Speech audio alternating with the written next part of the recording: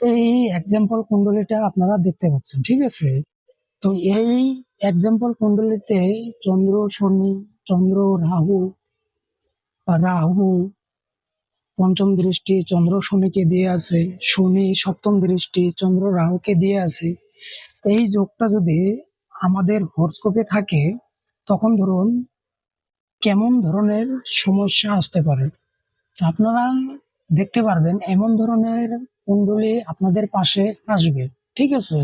তখন আপনাদের তাদের জীবনের যেটা সমস্যা আছে সেটা আপনারা নিশ্চয় জানতে পারবেন, ঠিক আছে? যখন ধরুন এমন ধরনের কুণ্ডলী আপনাদের পাশে আসবে, তখন তাদের জীবনে আপনি একটা বস্তু লক্ষ্য করতে পারবেন যে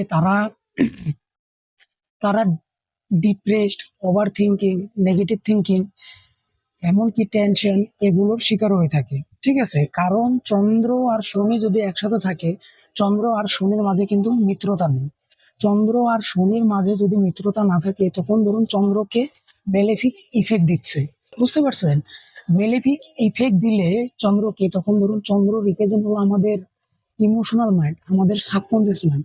তখন ধরুন মেলেফিক ইফেক্ট দিলে তখন চন্দ্র ইফেক্ট হয়ে যাবে নিশ্চয়, ঠিক আছে? চন্দ্র যদি ইফেক্ট হয়, তখন ধরুন over thinking, negative thinking, depress হয়ে যাওয়া, টেনশন, এগুলো তার জীবনে নিশ্চয় থাকবে, ঠিক আছে? এটাকে যদি বৈদিক অ্যাস্ট্রোলজি অনুযায়ী বলি, চন্দ্র আর শনিকে কি বলা হয়? চন্দ্র আর শনিকে বলা হয় বীজ দোষ, ঠিক আছে? আর এবং যদি আমি কেপি অ্যাস্ট্রোলজি অনুযায়ী বলি, তখন ধরুন এটাকে পুনর্ভূ বলে গণ্য করা হয়, ঠিক আছে? তো এখানে যদি চন্দ্র শনি আপনি কোনো ব্যক্তির হরস্কোপে দেখতে পারেন, তখন তাদের জীবনে এইগুলো সমস্যা নিশ্চয় আসবে। যখন সাড়ে সাথী চলবে, নাইবা ধরুন শনির মহাদশা, দশা, ঢাইয়া, অন্তর্দশা, এগুলো চলবে, তখন তার জীবনে ডিপ্রেস হয়ে যাওয়া, ওভার থিঙ্কিং, নেগেটিভ থিঙ্কিং, এগুলো তার জীবনে থাকে, ঠিক আছে? এবং এখান থেকে যদি দেখা হয়, রাহু আপনার ধরুন এখান থেকে যদি দেখি, রাহু আপনার এখান থেকে পঞ্চম দৃষ্টি শনি আর চন্দ্রকে দিয়ে আছে। শনি আর চন্দ্র একসাথে বসে আছে, মেলেফিক প্ল্যানেটের সাথে চন্দ্র বসে আছে উপর থেকে।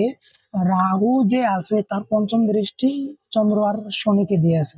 তখন এটা আরো এবং ভয়ানক রূপ ধারণ করে নিল, ঠিক আছে? তখন তার জীবনে ডিপ্রেস হয়ে যাওয়া, সুইসাইড করার মতো তার জীবনে আসতে পারে, ঠিক আছে? তারপরে এই কম্বিনেশনটাও দেখতে পারেন, চন্দ্র রাহু একসাথে রয়েছে, সেটাকে বলা হয় বৈদিক অ্যাস্ট্রোলজি অনুযায়ী গ্রহণ দোষ, ঠিক আছে? তো উপর থেকে শনি আপনার এখান থেকে সপ্তম দৃষ্টি দিয়ে আছে। শনি যদি সপ্তম দৃষ্টি দিয়ে থাকে, তখনও মুনকে মানে চন্দ্র গ্রহকে মেলিফিক ইফেক্ট দিচ্ছে। শনি আর চন্দ্র মাঝে মিল নেই, চন্দ্র আর রাহুর মাঝেও মিল নেই। চন্দ্র হলো আপনার সাত্বিক প্ল্যানেট, ঠিক আছে? চন্দ্র আর রাহুর মাঝে মিল থাকবে না, তেমনি শনি চন্দ্র মাঝে মিল নেই, ঠিক আছে? তো এমন ধরনের কুণ্ডলিতে যদি যোগ থাকে, তখন আপনারা তাকে বলতে পারেন, আপনার যখন শনির দশা চলবে, শনির মহাদশা, অন্তর্দশা, প্রত্যন্ত দশা, নাইবা ঢাইয়া, নাইবা ধরুন সাড়ে সাথী, তখন আপনার জীবনে ডিপ্রেস হয়ে যাওয়া এগুলো আসবে।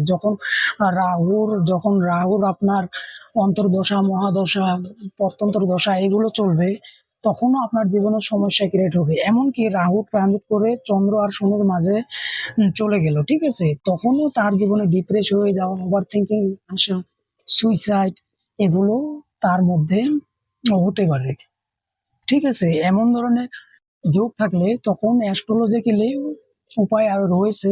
সেই উপায়গুলো করলে তার জীবনে নিশ্চয় এইগুলো নেগেটিভ থিঙ্কিং তার জীবন থেকে চলে যায়, ঠিক আছে?